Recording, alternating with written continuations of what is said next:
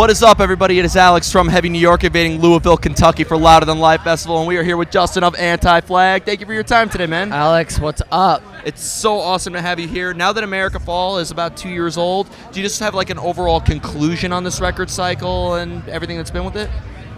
Well, yeah, I mean, the record is really kind of, for us, I think, an important statement about where we see the world and where we want to see the world go. Mm-hmm. You know, and I think the title track off of the record really would be American Attraction, really a song that's asking the question, you know, who do we want to be? And, you know, what is possible? And so it's definitely an important record for us, you know, and I think that a lot of those songs are going to stay relevant for a really long time. Absolutely. When it comes to like having your concept and, you know, writing lyrics, does the lyrical concept, like what you just said, does that determine the outcome of the music itself? It can, you know. I mean, I think there was a lot of it can, but it doesn't have to, right? I mean, on a song like American Attraction, it really did, because it's a song that's really asking, like, what do we want our country to look like? What do we want our society to look like? Right now, there's a lot of division. There's a lot of scapegoating of the most vulnerable people in our society. Mm-hmm. And that's something, obviously, that is a heavy subject, and it's something that's ugly as fuck. Yeah. And as a result, I think that definitely had an effect on the music. And the music and the lyrics just kind of fed off of each other. I mean, the opening guitar riff, it's a heavy and it's a dark guitar riff, and then the lyrical content is kind of dark, you know. But on the other hand, I think with the record, we realized that like we were gonna be talking about like a lot of intense issues on the record, like for example, racist, like racism. We have a song called "Racists" on the record, and you know, talking about racism, it's just such an ugly issue. It's something that it's an important issue, though, to discuss in our society today. But the actual song "Racist" is actually more of like a pop song, or like, I'm not going to say pop as in like Justin Timberlake pop, but as far as punk rock goes, you know, it's more and leans in the realm of like early punk bands like the Buzzcocks, or the early kind of stuff that would be like power pop that influenced us as a band, because I think we were like, this is such a heavy subject, we're going to have to lighten it up in some way. And the way we found to lighten up a heavy issue was to write a song that was more accessible and maybe didn't feel so dark musically. For you guys in Suicidal Tendencies to be playing the same day, and for you to be on the same record label as Refuse, I feel like you got a really great support system. One thing I was always really curious about, I actually mentioned this to Otep, who addresses, you know, similar subjects in her music. You know, I discovered you guys when I was a little kid. I didn't know anything about politics, wasn't aware of this. I discovered you when I was playing Burnout Racing. One of your songs was featured on that. Oh, wow, that's amazing. Yeah. So like for some people, could your music also maybe be open to interpretation, or are you really trying to inform a listener and engage them in your lyrical subject matter? It goes in all directions, you know. I mean, I think that people will take they'll take from music whatever it means to them. And I think that's important, and I think it's okay to leave music open to interpretation. Of course, there are songs like, you know, probably the most classic anti-black song is Die for the Government, a song where we're talking about the fact that throughout the history of our country, right up to the Iraq War, for example, we see politicians that use young, good men and women to fight in wars that we consider unjust. Yeah, and they all for a bit of colored ribbon. All for profit, really, you know. And so that's the message we want people to get from that. And I often will meet people who say that's what they took from that song, you know, and that's special to me, because that's what the message we're trying to convey. And you know, we started the band primarily as an anti-war band. We wanted people to think about those things, and because ultimately, you know, the reason, you know, I always say to people, I could never endorse someone joining the military for the simple reason that I just don't trust politicians to make the right choices or to actually do things based on the right moral decisions when it comes to using military force. Plain and simple. And you know, so I'm not attacking people in the military, and I understand a lot of people join the military for altruistic reasons. They want to do good in the world. They join. A lot of them find that wow, politicians can't really be trusted, and they get to call the shots on what our military does. That's a conundrum, it's like a real problem.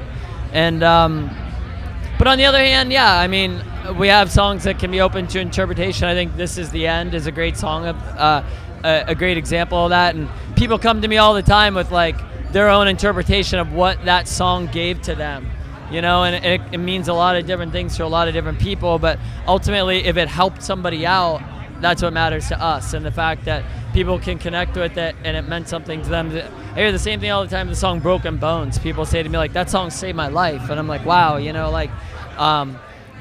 it doesn't matter what that song meant to me when I wrote it. What matters is that someone took something from it and it was meaningful to them in their life.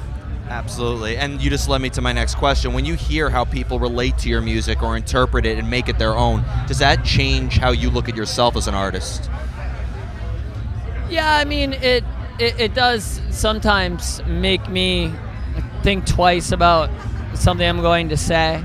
And in a positive way, I think it makes you more introspective. You realize that your words actually can have an influence more than you maybe thought they did. I mean, I think when we started making music, the goal was to have an influence. So the goal was to connect with people.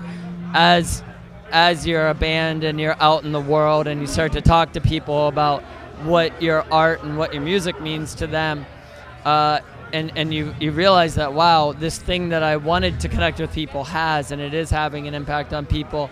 That does make me more introspective about the things that we say, And that said, I mean, sometimes you also have things that you just have to get out, and irregardless of how somebody's going to take it.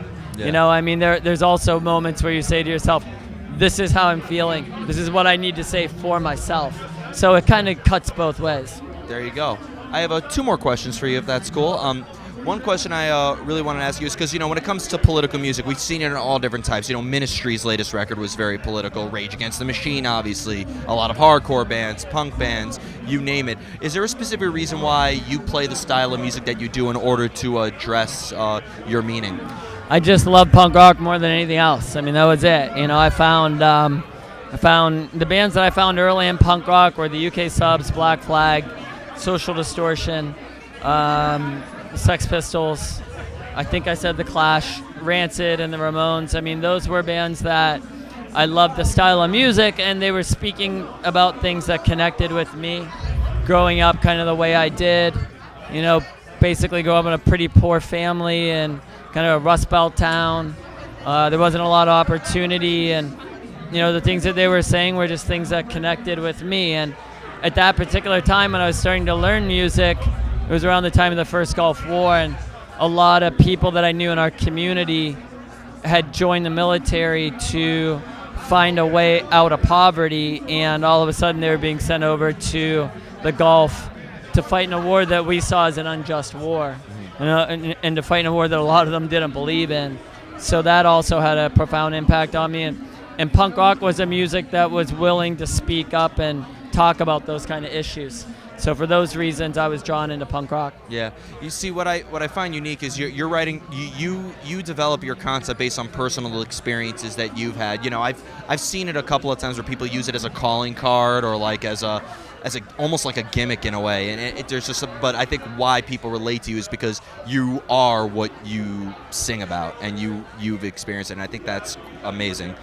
Well, yeah, I mean, there's a lot of passion into what we do, and it's, I don't think that it is interesting in that sometimes people will say playing political music is a gimmick, Yeah. and that you're just doing it to make money.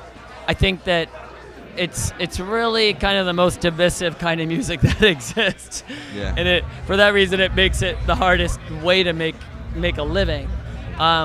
But by the same token, I wouldn't feel, for me personally, like it's just what connects with me the most, and so that was the direction that very early on in life I was just drawn into. There you go. And the final question I wanted to ask you is, what makes, because punk rock, it's a subject matter, it's a style of music, it's an art form, it's an attitude, it's fashion. To you, and we label the Ramones as punk rock, but Blink-182 and Sum 41's considered punk rock. To you, What is punk? Well, obviously, it's a different thing to all kinds of people, you know, and so it really comes from your experience of music and your life experience. You know, I think that there, especially now, over 40 years of punk rock now, you know, there's developed a punk rock subculture, and that has been co-opted into so many things. You know, I mean, you see, like when I started playing punk music, having a mohawk was like really unheard of. You know, nobody would do that. Now you see guys like jocks at high school with a mohawk, which that wouldn't happen when I was a kid. You know, like those guys would have beat me up for having a mohawk. You know, I think that, but I do think that the looking away and a band T-shirt, those are the kind of things that I think help identify you to other people, to say this is something that I took inspiration from, and it's important to me, and it helps get me through my day.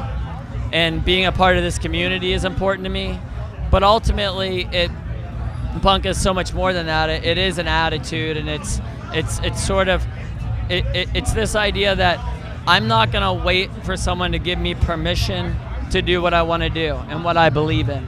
And like, I mean, you look at Greta Thunberg, the Swedish climate activist. I think that she's such a great idea of punk rock. I mean, she might not be a punk rocker, but she has that punk rock attitude where she was like, I'm not gonna wait for somebody to give me permission to, or wait for someone else to do something about the climate crisis. I'm gonna make a sign. I'm gonna go to Parliament. I'm gonna protest myself. Do you think a lion asks for their dinner, they take it? Exactly, you know. And so I think that that attitude to me is such a punk rock attitude, and that's one of the reasons I respect her so much. And anybody who's willing to say, you know, do it yourself. Like, I'm gonna find a way, and if I believe in it, I'm gonna do it. And you know, so that to me is like kind of the foundations of a punk rock attitude. Obviously, in our world of punk rock and the punk rock that we come from, and the community that we've tried to forge, we really believe in a community that is against bigotry, and so that's something that's also really important to us. Awesome. Well, before we go, I want to thank you so much for your time today. I'm surprised you are not getting heat stroke right now. You're like, is there just anything else you would like to promote for Anti-Flag in terms of tours or new music? Well, yeah, we'll have a new record coming out in the new year. So coming up soon, yeah, we'll have a new record, and excited about that. We just recorded it, and it'll be out early 2020.